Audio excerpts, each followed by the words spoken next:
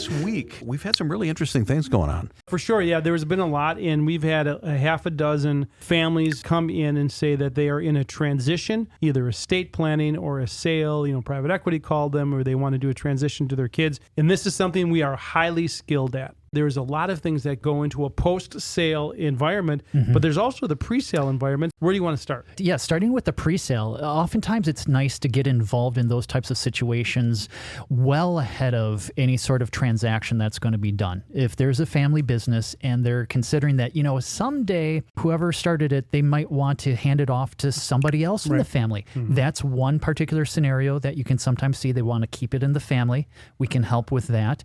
Otherwise, are they looking at selling it to, maybe it's a financial buyer, which might be private equity, or is it a strategic buyer who might be a competitor who's in that environment and that they might... An aggregator. Yep, right? Exactly. So, and the other thing I'm seeing too, Brian, is there's probably what I call G1, the generation that was the first one who started the firm, and they're interested and they love G2 or G3, in other words, generation 2, generation 3, but they may not have the capital. Yeah. They may not have the maturity quite yet. But the owner says, I want to do this, so there's a gap between there. Sure. And we help gap that as well. But there's a lot of pre-sale things that happen. And by the way, if you come into a big check, it's not just, how do I do it? What's the estate planning issues? What are the tax planning issues?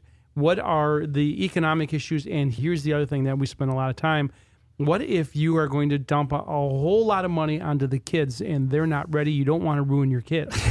So right. There is a lot that goes into this. Getting a windfall like that, if you're in like G2 or G3, that can actually be somewhat intimidating as to how do you manage that to make it work for you as opposed to it spoiling your life. That's where it can be very helpful to start this conversation, hopefully years in advance. We don't necessarily want it to be like, next month I'm thinking about it, or, hey, I just got this offer. Now we can work with those types of situations, but it is much better to have those types of conversations, to plan for it. Ideally, make it something that you can maybe slowly transition out of. One of the techniques, right, there are different trust structures that you can have. So think about it from the estate planning side. You spend all of your life building a business that is now valuable. Do you really want the government to take 40% of whatever is above the estate tax exemption? No. Remember, that could be after income taxes as well. Oh, absolutely. So maybe it's more than 40%. I mean, there are generous estate planning exemptions today. We don't know if that's going to get extended. Obviously, this tax law is all up in the air at the moment.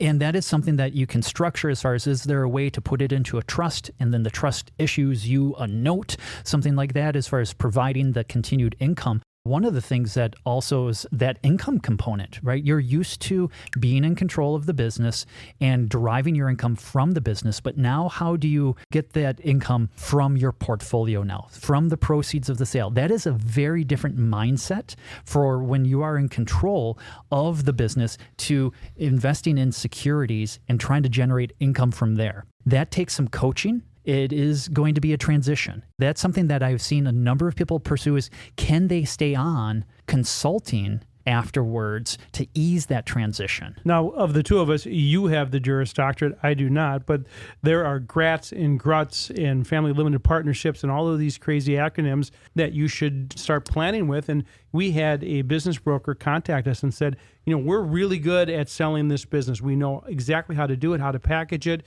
how to negotiate it. But our clients go, now what do I do? I have this big ATM. What do I do with it? And that's the planning piece. And that's what we really have to worry about.